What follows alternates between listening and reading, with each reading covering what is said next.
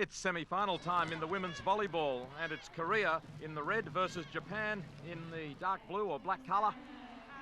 And here we have the Korean team.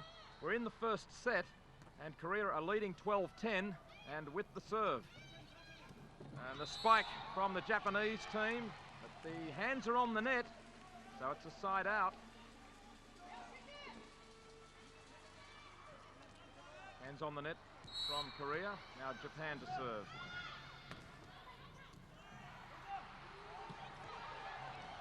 Diving save. Off the hands of the block from Korea, is it? Yes, out from the Koreans, so another point added by Japan. 11-12. Blocked by Japan is a beauty. And that levels at 12-all. Great work getting up high there was Mitsunaga at the net. 12-all as Japan come back.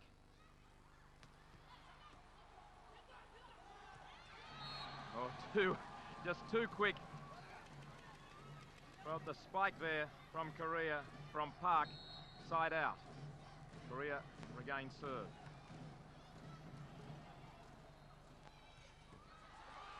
They dig it up.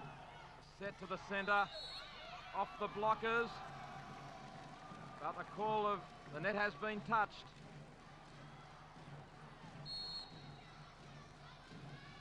So Korea with the serve. And off the blocker and out the back. So Japan. Japan with the serve now at 12-13.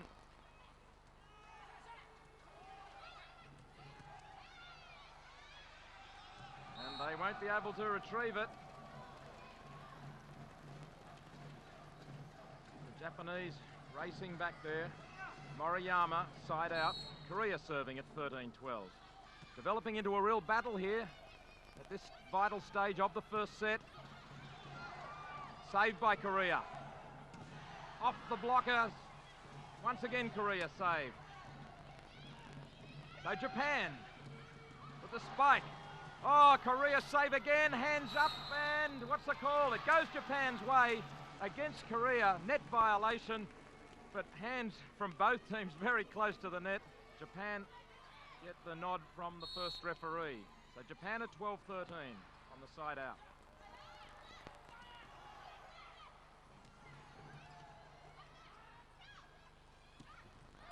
A lot of power there, and it has come off the libero at the back. From Korea, that's Kim. Look at this, she didn't have time to get out of the road. And it's Japan adding a point, 13-all. Retaining serve. Off the blockers and saved just in time. Japan with a chance as they go to the right corner. Agaki digs it up. And Agaki again. She's found the line. Agaki 2 plays in a row. Japan pick up a very valuable point. Now a set point at 14-13 in the first set.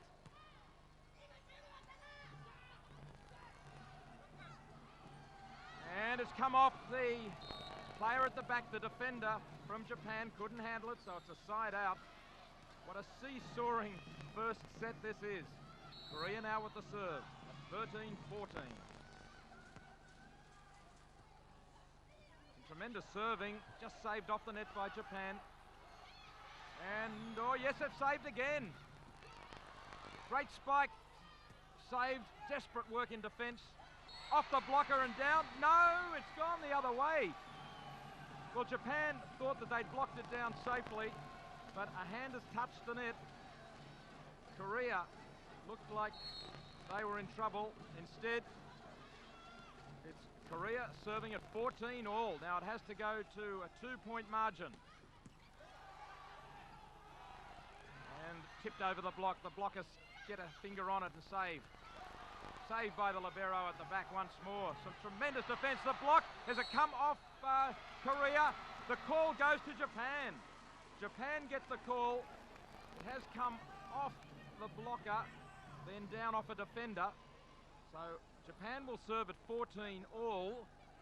Now what's happening here? There's a dispute, and the first referee has overruled.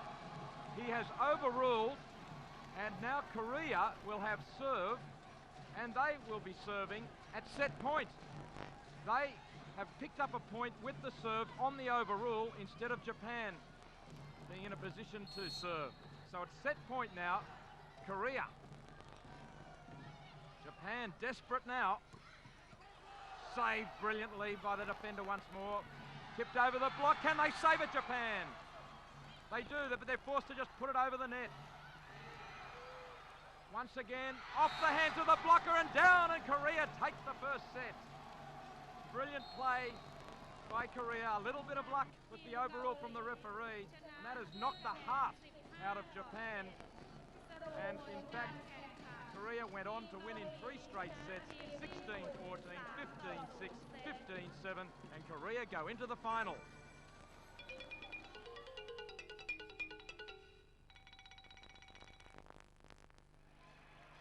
This is the first part of the solo competition in synchronised swimming. The technical routines, and Li Wanwan of China is the first competitor. One of the favourites for the competition, which is conducted in 2 categories, figures and technical routines. Tomorrow we have the free routines, and the judges here looking for a variety of factors, including the height the girls are able to achieve out of the water, control design and uniform motion. And the competitors want to be enjoying themselves at the same time.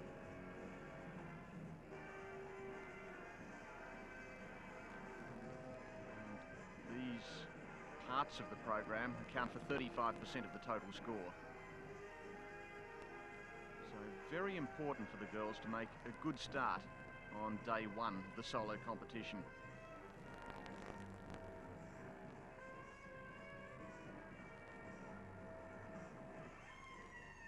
Of course, they're dancing to music, and one of the requirements of the competition is that the pools are at least 3 meters deep, and they also have underwater speakers so that the girls are able to hear the music and, of course, stick with their planned routines. Wanwan is a 22-year-old, one of the favourites going into the competition. I think she'd be pretty pleased with the way things are going at the moment. Amazing aerobic fitness required for manoeuvres like that. In fact, the entire routine.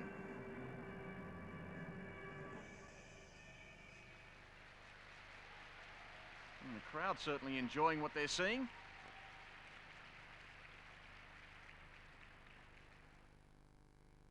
We have a look at some of that terrific underwater work, the legs of course above the water, and that's partly what the judges are looking at. The judges of course concerned with all aspects of the performance. Let's have a look at the scores. 93.667, and that's a good effort from Li Wanwan, lying in 2nd place in the competition.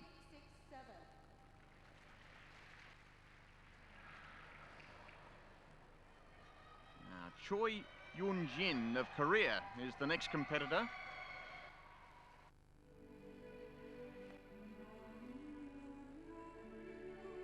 It's amazing, given the effort that's required in these routines, the girls are able to maintain this degree of happiness in their expressions, but that, of course, is all very much a part of it.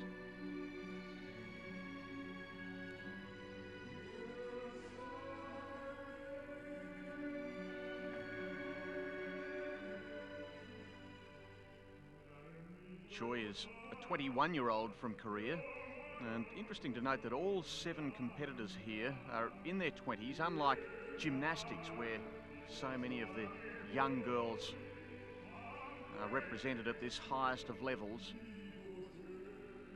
But it usually takes some 5 to 10 years for competitors in synchronised swimming to mature mentally and physically.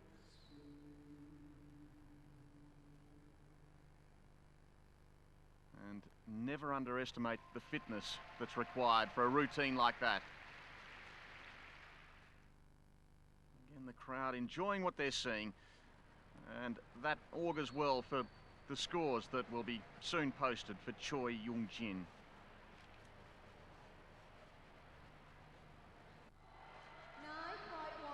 Let's have a look at the scores.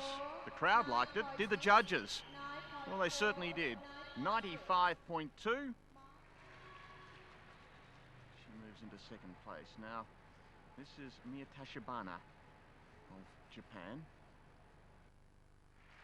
Japan have such a strong reputation, a strong tradition as well in synchronised swimming, a sport that had its origins in terms of the rules with Canada back in the early part of the century.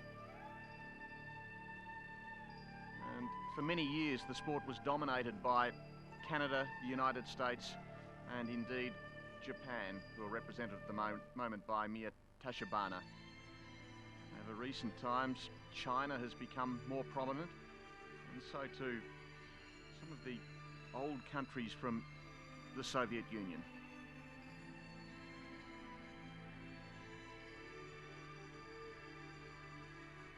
I mentioned before about the height that the competitors can generate out of the water. That is so important,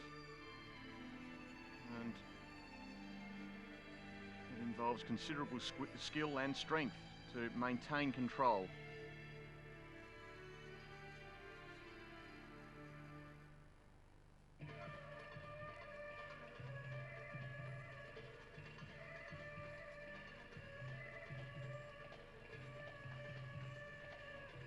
Some of the girls stay underwater for a long, long time.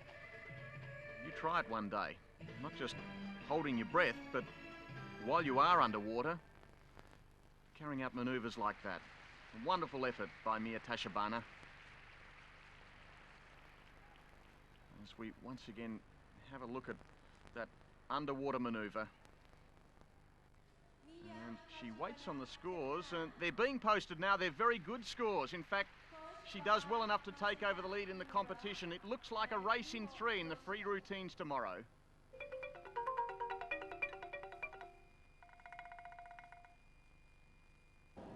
In the Greco-Roman wrestling, there were 4 gold medals to be decided today. The first in the 54-kilogram division. In blue, it's Yong-Hyun Kang from the People's Republic of Korea, and I should say that's in red, and in blue, it's Kwon-ho Sim. Now, the Greco-Roman wrestling, different to freestyle wrestling. The use of the legs for squeezing, pushing, pressing, or lifting an opponent is not allowed, and no holds are allowed below the hips. So all the action is up top, with both wrestlers grappling for a hold. And on top just at the moment is Sim Kwon-ho, trying to pin his man. The aim is to pin your opponent on his back. If you can't do that, get him down on a shoulder and get it past 90 degrees. 5-minute contest with points being awarded.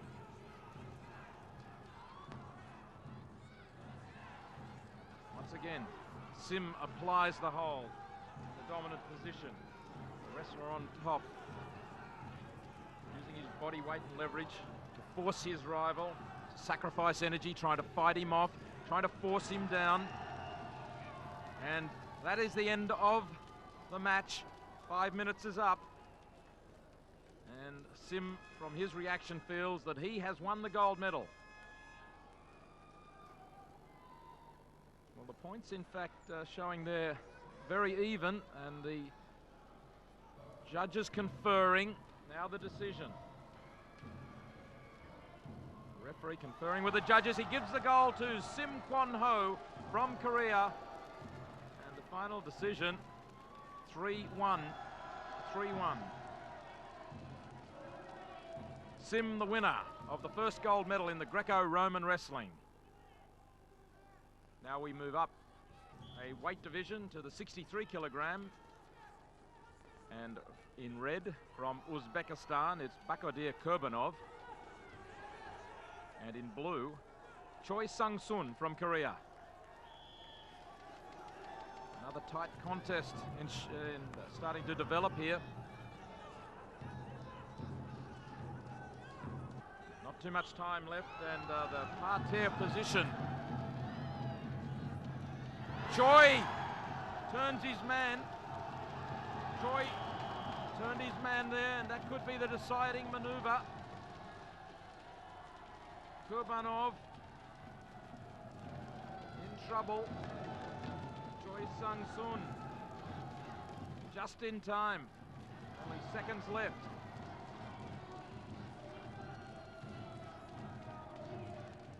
And it looks as if Choi Sang-sun has taken the gold medal. And there it is, yes. Confirmation. Choi Sang-sun, the gold in the 63 kilogram division. Getting heavier again, 76 kilogram division now. In red, Bakatiar Baisetoy from Kazakhstan. And from Japan, Takamitsu Katayama in the blue.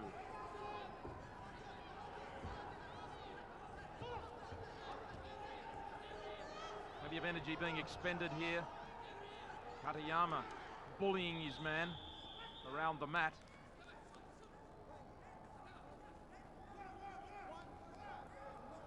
And the referee stepping in to award a point. Wrestlers can gain points for positive achievements, taking the man down to the mat, or a reversal, coming from an underneath their opponent to an uppermost position and applying control. But once again, in the parterre position, Katayama, can he get his man? Can he pin him on his back? Oh! Referee has awarded it, yes. Basatoy. Basatoy may have taken the valuable point that he needed. And disappointed, Takamitsu Katayama comes to the presentation, and there it is, gold to Basatoy from Kazakhstan. Both men very tired at the end of that match. Now, the giants of Greco-Roman wrestling, 97 kilogram, the weight limit. And in red, Muhammad Al-Haik from Syria. In blue, Sergei Matviyenko from Kazakhstan.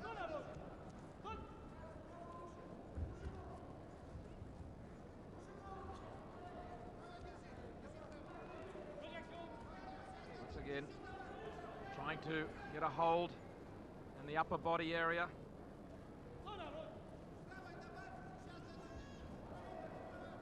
A lot of strength in these two men. Look at the size of the torso, the shoulders, the arms. Neither able to really get a hold here at the moment.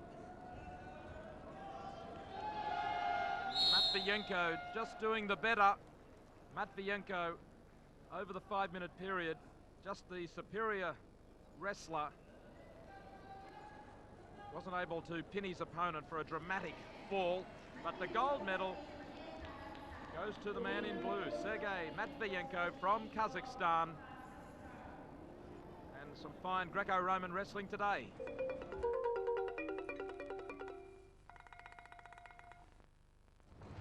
It's a beautiful day for team dressage, and the venue is the Fort Addison Riding Club at Suraburi Province. And we're watching the competitor from Korea. This is Shin Chang-moo on Furiki. Team event, and the Koreans are fielding a very strong team indeed. It's a remarkable event involving such control and concentration between both horse and rider. The bond must be particularly strong. One of harmony and trust, and those breezy conditions certainly don't help that concentration. They are seeking perfection. The horse is a beautiful creature, needs to be athletic and supple and answer the most discreet signals from its rider to achieve an intricate set of movements, of which there are many indeed. Several dozen compulsory exercises. And throughout this arena, at different vantage points, there are 5 judges watching every facet of this display.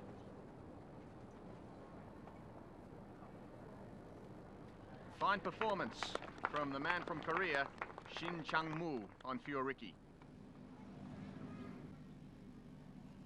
Another of the Koreans now.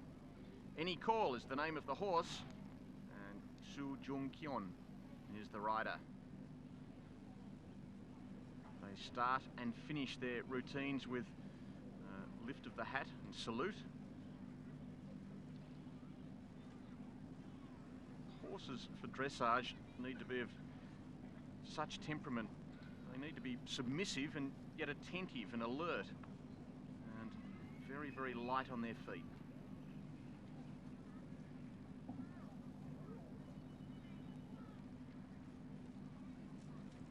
You'll notice around the perimeter of the arena there are boxes with letters on them. Now those markings stipulate where the riders and horses obviously must execute certain required movements in their routines. The passage, and that's where the horse moves in a very slow but controlled trot, springing lightly from one diagonal pair of legs to the other.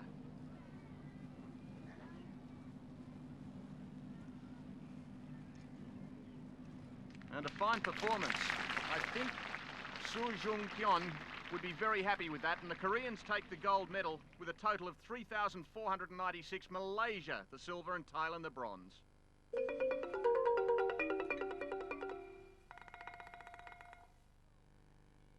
Track and field competition really got underway today, and 5 gold medals to be decided. First, the men's 20k walk in Ayutthaya province, some distance from Bangkok, and already the pack starting to stretch out, leading the way from China, Yu Jiaohe and Li Ziwen. There they are, both of them from China. And breaking away from Valery Borisov from Kazakhstan, currently in 3rd place. Halfway through the race now, there's the Thai walker, Sungrok Vid. The pack starting to well and truly spread as they do repeated laps of the circuit over the total 20 Ks. The leader, Yu Gaohui. Dropping back now is Li Ziwen. In fact, he's back to 3rd behind Valery Borisov. But here is our leader, Yu Gaohui, and he is on target. In fact, he's broken the Asian Games record in taking the gold medal. Borisov does take the silver. Li will settle for the bronze, but China gold and bronze. The time, 1 hour, 20 minutes, 25. This is the final of the men's hammer throw. And Koji Murafushi of Japan with his first attempt. He gets great speed, great power, and great distance. It's a new Asian record. There's the record mark. The old record 72.24, and he has 74.32. Now here's our leader, Koji Murafushi. His 3rd attempt, having set a new Asian record already. Lets it go! And he's heaved it out almost to 80 metres. What a throw, that breaks his own record. This man is on fire. A wonderful effort by the man from Japan, 78.57. Well, 3 times in 3 throws he's broken the record. Andrei Abdullayev, big man from Uzbekistan. He's out chasing this leader. His 3rd attempt, it's another big one. Well, has he matched that 78.5 metres set by the man from Japan? Well, not quite. He's in 2nd place though, 77.14. Well, this is the last chance now for Abdullayev to try to catch Murafushi. His final attempt. He's fouled his last 2 and he's fouled the final one as well. So 3 fouls to finish the competition. He was after extra distance. But the best he can do is finish with silver. This man looks like the gold medalist. Abdullayev, 3 fouls. His best though, 77-14. It's been a great hammer competition. Japan the gold, Uzbekistan the silver. A great race developing in the 10,000 metres for the men. Kenji Takeo from Japan, and going with him is Ahmed Hashim from Qatar, and these two have it between them for the gold medal. What a stirring struggle it is as they come to the bell lap. 1 lap to go, 400 metres out of 10,000 in front of them. Takeo leading out. He in the past has posted 28.03. He's not going to break it today, but Ahmed Hashim is inside his personal best time by a good minute, so it's all courage here from Ahmed Hashim. He goes with the Japanese runner down the back straight. Neck and neck. Can Ahmed Hashim challenge Takeo? Takeo, the 23-year-old. Hashim, the 32-year-old. The long striding man from Qatar, running at the shoulder of Kenji Takeo. The rest are well back. Gulab Chan is back in 3rd place, a long way back. Now Kenji Takeo starts to kick. Can Ahmed Hashim go with him? Hashim stays with him around the turn, heading for home now. Hashim still striding. Takeo kicking. Look at Takeo go. Hashim still there. Can he take him? Looks at him now. No, he can't. He's gone. Takeo takes it to the line. Gold medal. Kenji Takeo in the 10,000 metres. What a tremendous battle it was between gold and silver. And here comes Gulab Chan from India, fighting home to take the bronze. Also 1 minute inside his personal best. They're lapping plenty of other runners, some just taking the bell lap. Here comes Gulab Chan for the bronze. But let's get back to Kenji Takeo in a time of 28 minutes, 45.66. Well, what an effort from Takeo. Just brilliant for the gold for Japan. Look at the strain showing on the face of both men as they gave it everything they could. They weren't able to break the Asian Games record, but that was just an outstanding race. Kenji Takeo, gold for Japan, and the courage of Ahmed Hashim for Qatar will. The high jump for women, a gold medal at stake here. Yoko Ota from Japan, attempting 188 centimetres.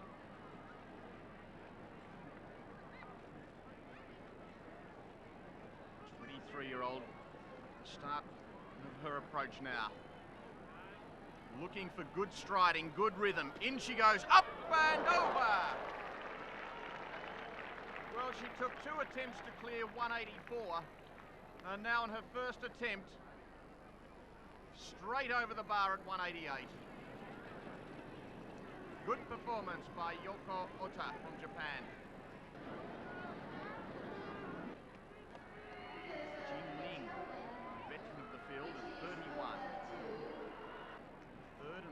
Attempt at 188. This to stay in the competition. Over, and she makes it. Well, good effort. She's been a little scratchy. She took 2 attempts to get over 180. She decided to miss 184, and on the 3rd attempt, over 188. So she's still there.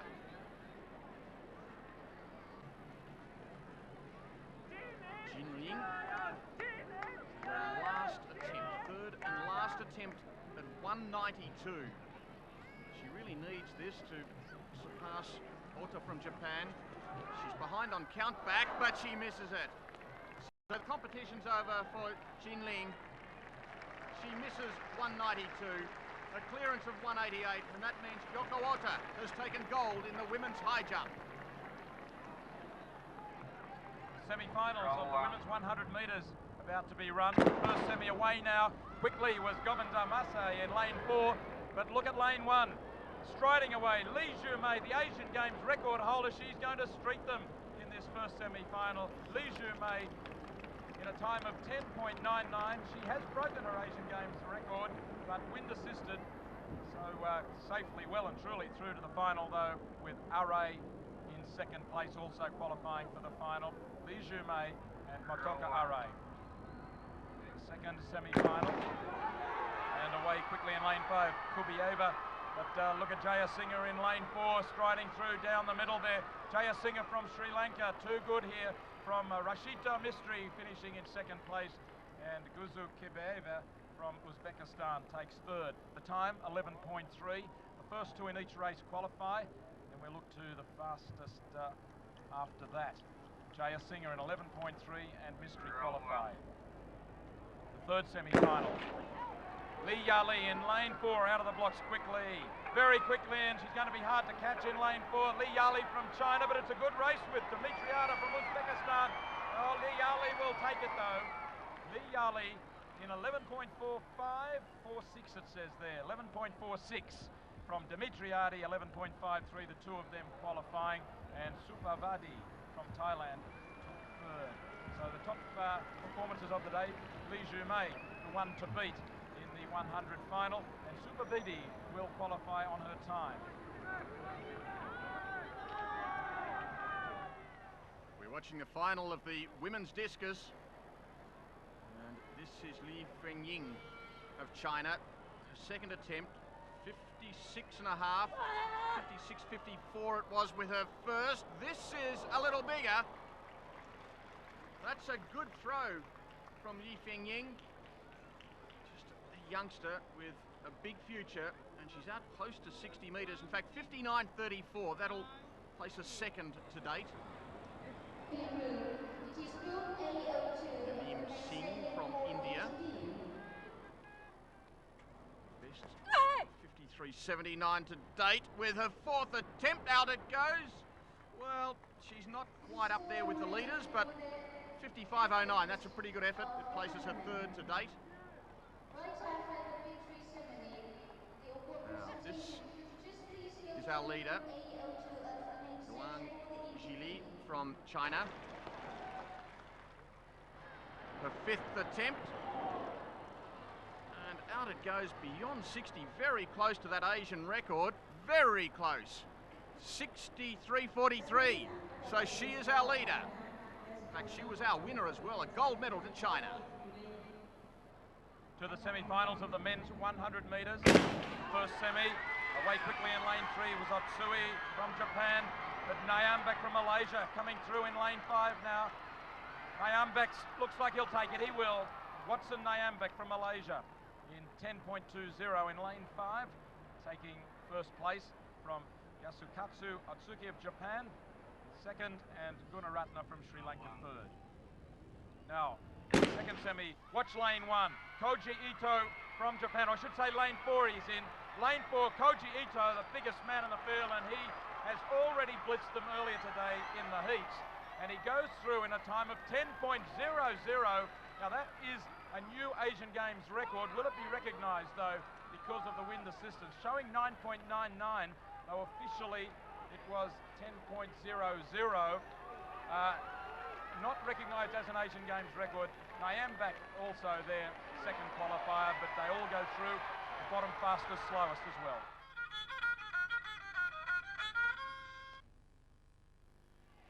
This is preliminary round action in women's basketball. Those great rivals, Japan and China. Japan leading in the white.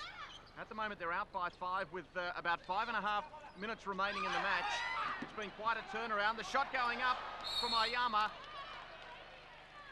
Now it misses, but they've got the foul. The foul is on the Chinese player. Foul on number 8 of China. And that's Miao. 2 shots. So 2 shots, a chance to extend this lead. It really has been quite a turnaround as Nagata goes to the line. She's having a very good match, Nagata.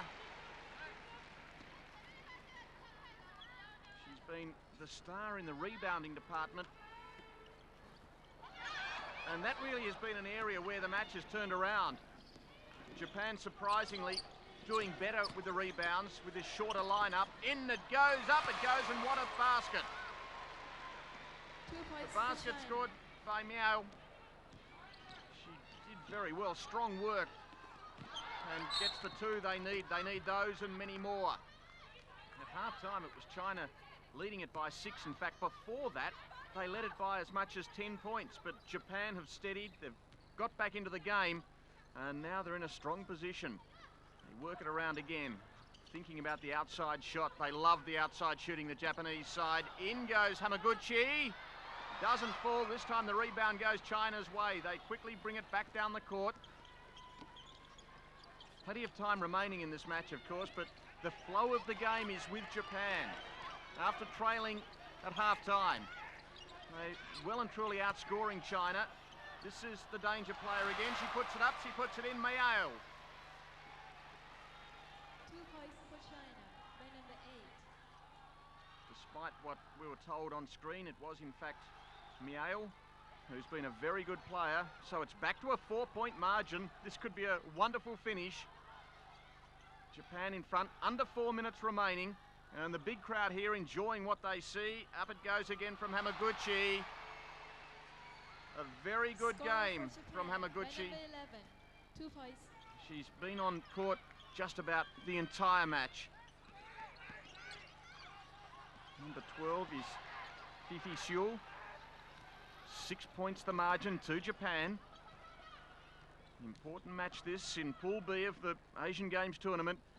Japan working it around now. They have that little buffer. They don't want to slow it down too much, but by the same token, they're in a better position than China. Driving hard to the basket. Up it goes, missing this time.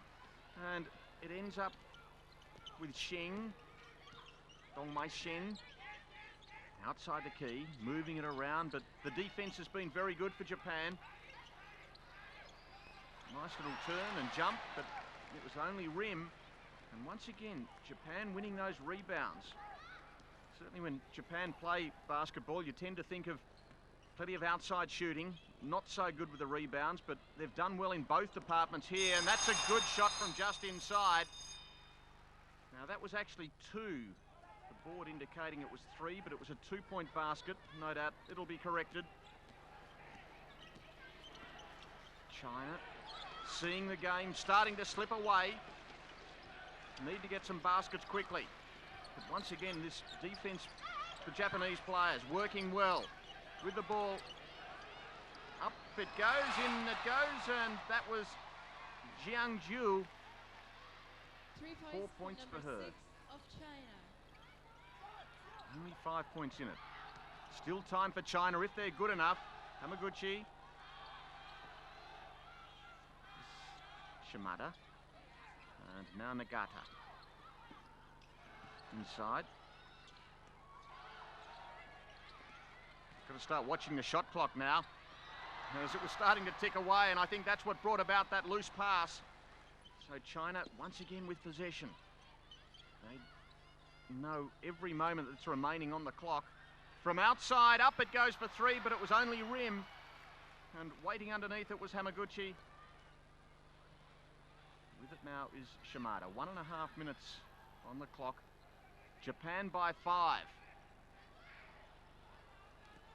Hard to say who would have started favourites here. Both strong basketballing nations. Now the foul is on number 13. Foul on number 13 of China. And that's Liu Weizhu. So at the line, Hamaguchi, who is one of the leading scorers with 17 so far for Japan. Okazata, who is off the court at the moment, has 20 points. It's been a fine all-round effort, and that's a clean basket. Just a little buffer to extend the margin for Japan.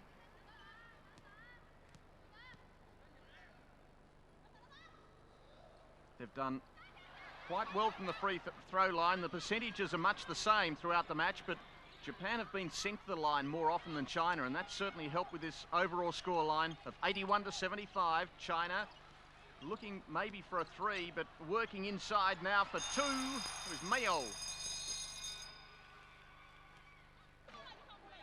It's a big crowd, a vocal crowd, enjoying this seesawing battle between China and Japan. So Japan with the ball, and this handy little lead with just over a minute of play remaining. She's been a very good player, Shimada, working her way up, passing outside Oyama. Oyama still going. And she draws the foul. A pushing foul. Foul on number 5 of China. And the culprit is Zheng Dongmai. So once again, Japan go to the free throw line, where they're shooting at around 65%. It's that three-point shooting where they've done so well, though.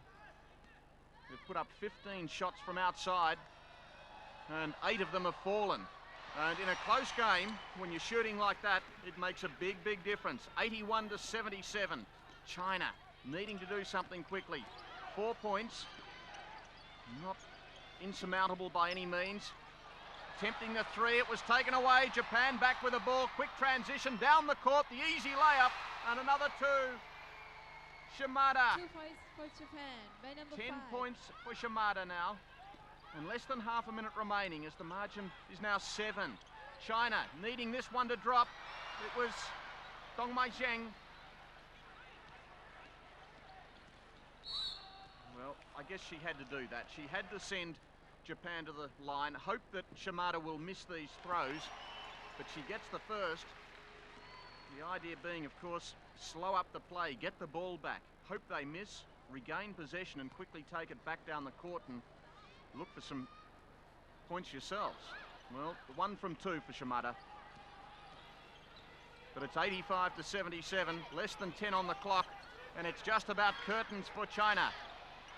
From outside, it was an air ball taken by Japan once again, and it is all over. Japan staging a remarkable comeback to beat China in this preliminary round encounter. Pool B, the final score, Japan 85, China 77. จบการแข่งขันด้วยคะแนนญี่ปุ่น 85 This is a Pool B match in the men's hockey tournament between China in the red and India. And a very important match, particularly for China. It's their last match in this round, and they really need to win it. They're on equal points with India. In goes the shot, just a little wide, and the keeper allows it to run past the goal. So China drive it forward. Is China on equal points with India, but India do have a game in hand, so China really want to win this one if they're to hope to advance. Korea in the same group already through. 0-all at the moment. As India force it forward, the flick, and it's into the net. There's the goal after 11 minutes. The captain has scored it. Pillay. Danjay Pillay. And let's have a look at how it came about. It was out wide, sent, and then they got the goal. Now forcing it downfield again. Running onto it, number 15, Samir Dad. And this is number 13, Wang. China down by a goal. Working it inside the circle. Number 7 is Jun Wang. Umpire says it's a Chinese ball. It's been a fast-flowing game. The corner, set, in goes the shot. Steady, and it's put into the back of the net. China equalise. They make it 1-1. And Wang is the man who's got the goal. Wang Jun, 40 minutes into the match, and Wang gets the equaliser.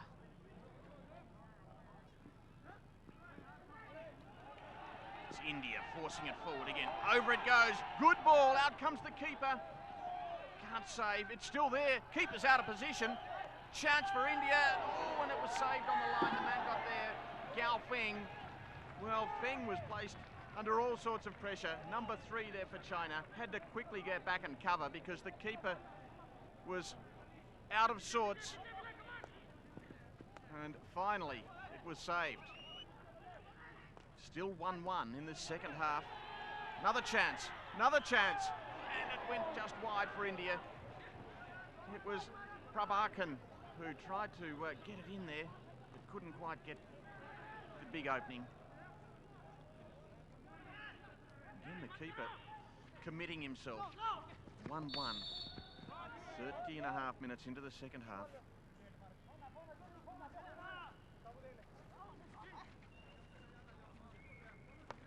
It's been a good game. China with another opportunity. Wang Yong taken away from him. Chance for India on the break. Pillay, the captain. Good break. He sends it out wide. Kunar. Back it goes. And Pillay it was. Pillay running onto it. Well, he took it from one end to the other through the midfield. Passed it out to Kunar. And back it went to the captain. Well, let's have a look. It came off. And the umpire intervened.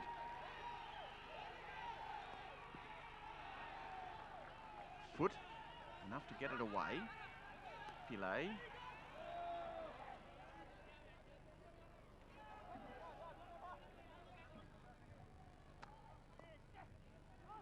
China. Trapping. Sending. And they've held on for the win. India with 2 goals to Pillay, scoring that 2-1 win over China. And that is bad news indeed for the Chinese side in men's hockey.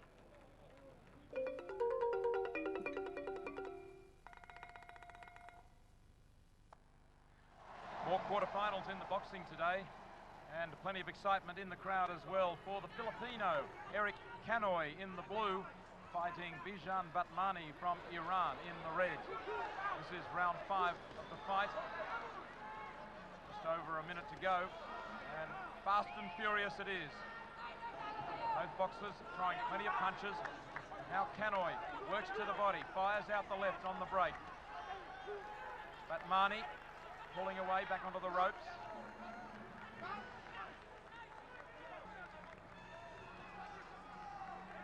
Batmani with his hands full here.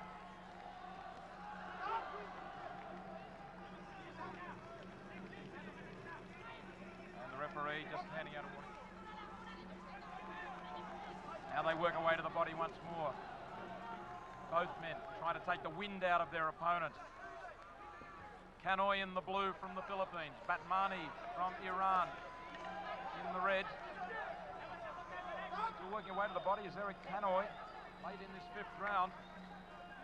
Batmani tiring a little, but not about to give it up by any means. He feels he's in this contest well and truly because the point scores are not very different. Now Batmani is down and he's lost his mouth guard. You might feel that that's a fortuitous event because he does seem to be getting just a little tired under the barrage of punches. Mind you, he's throwing plenty too. He comes back out now. Batmani, okay. And in comes Canoy with a couple of good punches. And the mouth guard is down again. Bijan Batmani. The referee says keep that mouth guard in. Oh, good punches this time from Canoy. The right uppercut with a stinging punch. Batmani looks okay, but it's a standing 8 count. And that might be just enough to win this for Eric Canoy in a tough fight. Late in the round as well, not long at all to go. So Batmani has to throw everything at him now. He lurches at him really there with a right, straight right. Eric Canoy fights back. Both men throwing everything at the other. That standing 8 count may have been just the decisive factor. Canoy spars away at his man right on the bell, just pumping out the left lead. Decision. Eric Canoy from the Philippines takes the quarterfinal, his 57-kilogram division by 4. Now the Thai Jokers are out supporting their man, and what a man he is. In the red, the Olympic gold medalist, Somlak Kamsing from Thailand. In the blue, from Mongolia, Jamgan Narangsok. Now, already, and this is round 3, Kamsing has established his dominance. He's a class act. Fires out the left and the right. He's got good reach and real crispness, speed about his punching. Let's not take anything away from the Mongolian. He steps up, pumping out the left lead. He goes after Kamsing, but he counter punches beautifully with the right over the top. Keep the head up. The referee to Narangsok. Kamsing light on his feet in the red. Again, a little bit of a nudge with the head from Narangsok.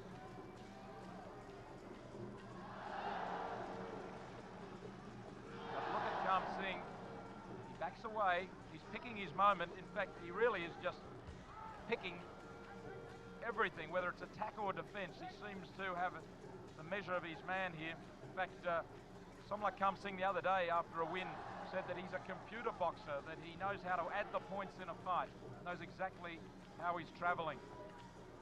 The left hand fired in by Narang Sot, but back comes Somla Kam Singh. Again the right hand, scoring punch. Beautiful evasion there, ducking and weaving. It's a difficult target to hit. And look at him, he's putting his hands down, encouraging his opponent to come in. He looks very, very confident, the Thai boxer. Now he stands up, fakes to throw the right, but the left is what was coming. In comes the very game Narang Sot from Mongolia. He keeps stepping up, but he's being punished for his trouble. Look at the confidence written all over the face. Oh, look, he's waving to the crowd. Somla Kam Singh waving to the crowd who are barracking for him all the way. For this round 3, he's showing his dominance. He hasn't been able to put his opponent away, but his punching perfection demonstrated there. That is his wife, Somla Kam Singh's wife, cheering him on. And at the end of the fight, convincingly the winner, 20 points to 3, Somla Kam Singh for Thailand. Now, the Kazakhstan and Uzbekistan fans are on their feet. It's a 71 kilogram division, another quarter-final. And in the red corner, it's Yemakan Ibramov from Kazakhstan. And in the blue, Ikrom Bedaev from Uzbekistan. This is round 4.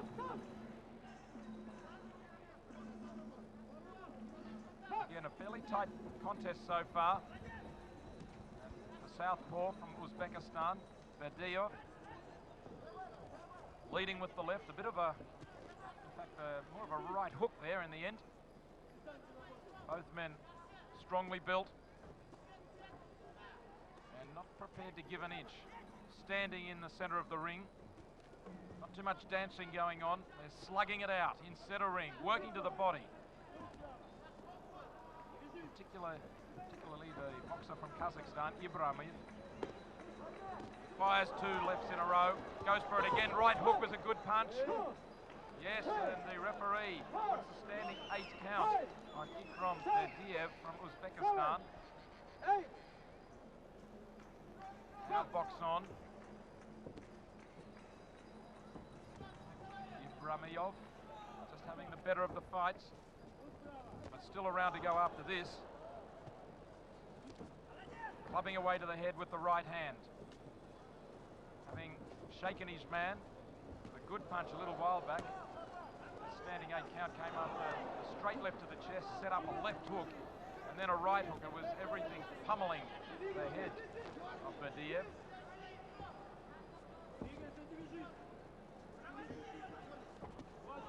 Right cross over the top from Ibramov, and that is the end of round 4. Look at that. That was the punch that caused the standing 8 count. A cracking left hook. Now, we're at the end of round 5, the latter stages now. Conclusion of this fight with Ibramov from Kazakhstan in charge, but still boxer from Uzbekistan, Bedaev, throwing plenty of leather. He's the taller man, looks as if he has got the longer reach, but he's up against a nuggety opponent. And from Kazakhstan, Yemakan Ibramov just get the decision here. And he does. So he progresses through to the semi-finals. Points decision, 11-6 to Ibramov from Kazakhstan.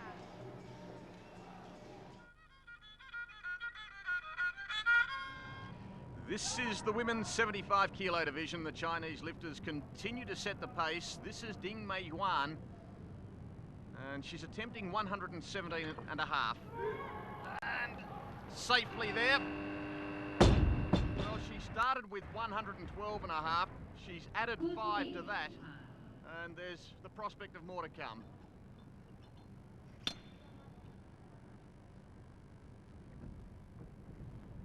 Sir? Ayung A from Myanmar chasing Ding Mei Yuan. She has 117 and a half, and it was too much.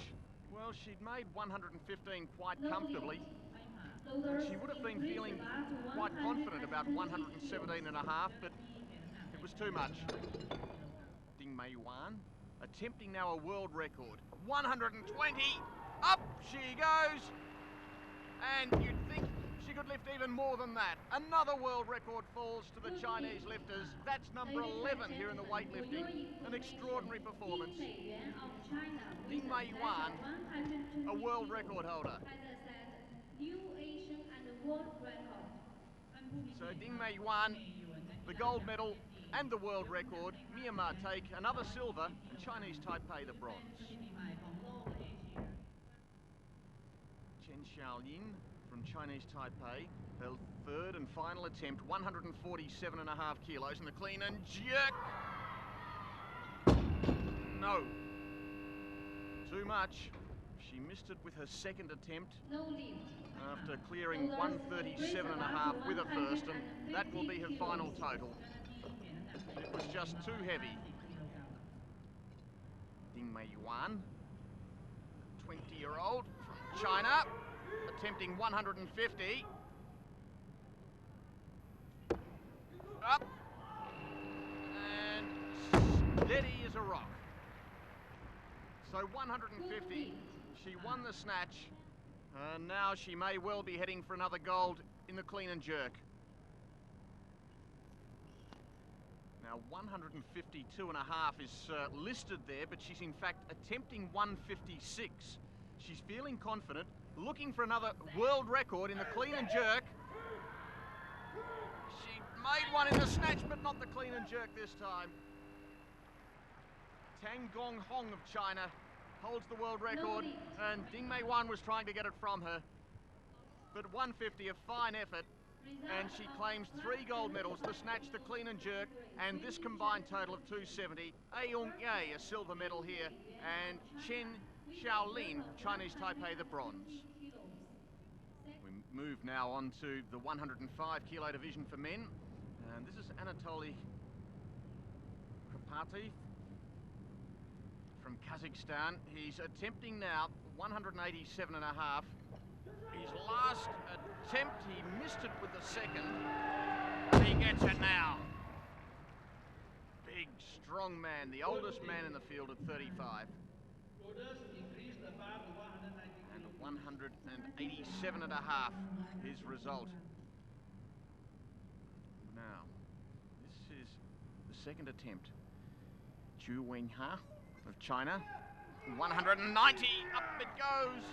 Up it goes, that's an Asian record. An Asian record of 190, having missed it first time round, he gets it with his second attempt. So, fine effort that from the man from China. Quite a distance off the world record, that stands at 197 and a half.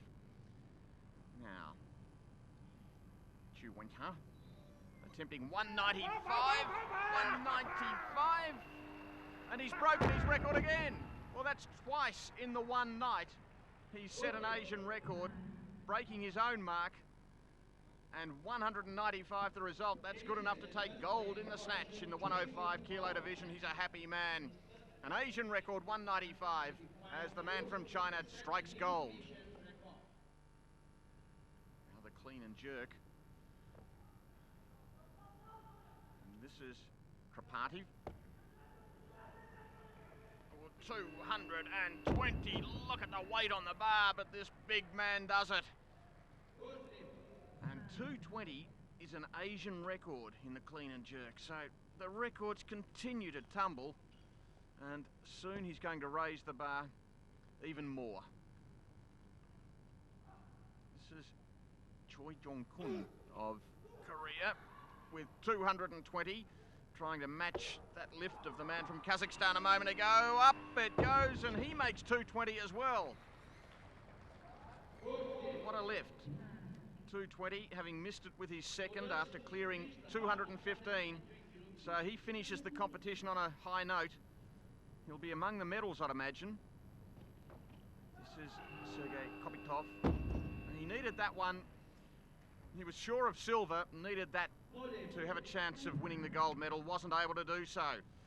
Serprokrativ takes gold in the clean and jerk as we check now on the combined, and it's the man from China who takes gold. Krapativ takes the silver.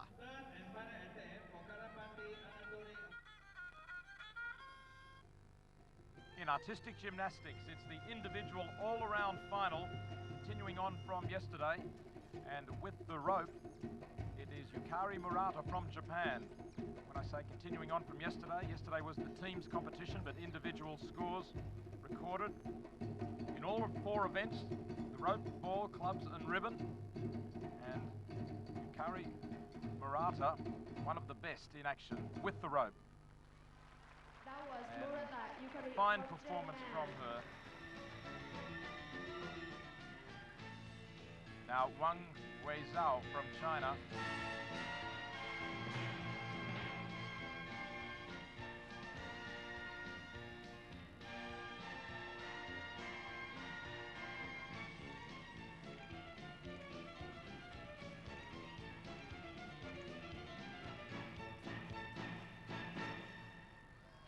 And a dramatic performance by Wang from China. And she scored exactly the same as Murata, 9.495. But this is the star of yesterday, Zhao Xiaojing from China.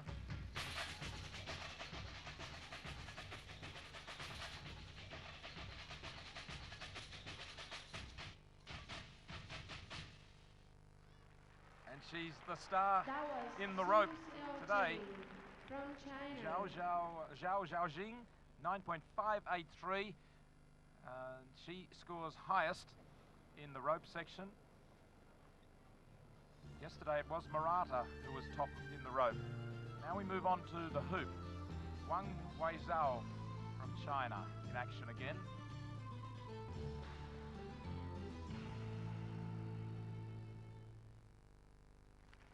And that was Wang And the Weizhao competition from is proving China. very fierce out there in the artistic gymnastics today. Yun Myung-ran from the People's Republic of Korea.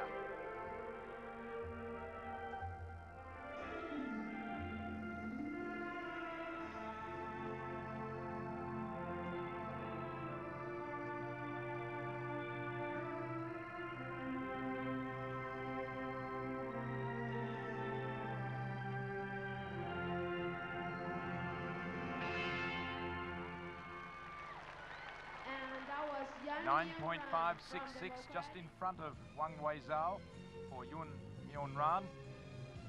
And now this star of the gymnastics, artistic gymnastics, Zhao Xiaojing from China with the hoop.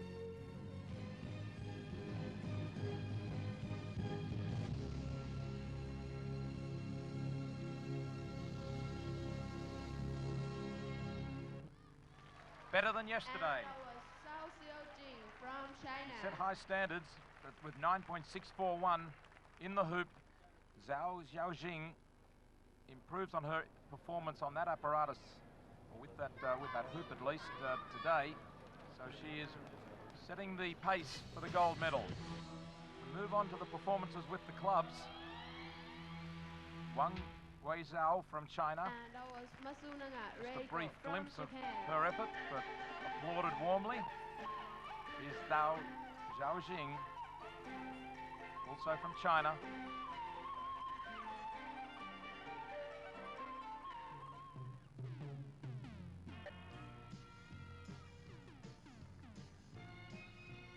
And Yun Myung-ran from the People's Republic of Korea.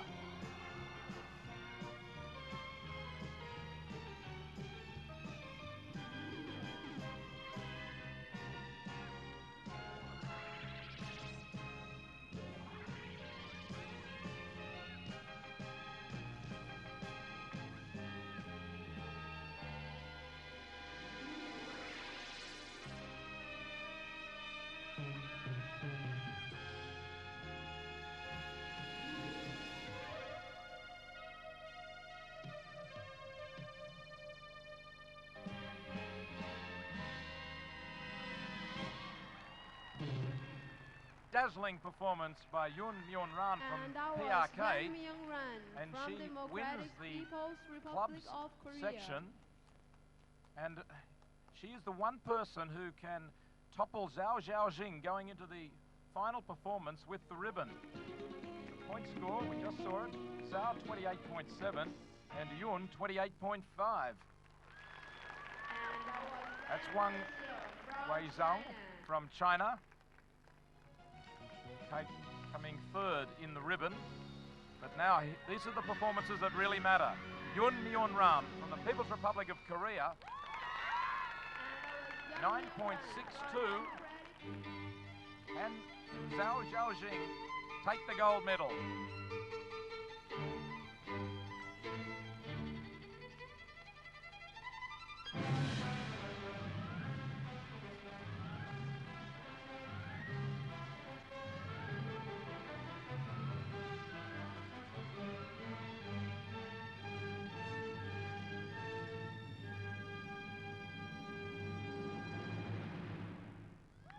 As spectacular as ever, this 21-year-old student from China, Zhao Xiaojing, 9.7 with the ribbon, and that means that she does take the gold medal for the all-conquering China, as in the teams yesterday. Yun Myung-ran, a very creditable silver, and Wang Weizhou from China, bronze.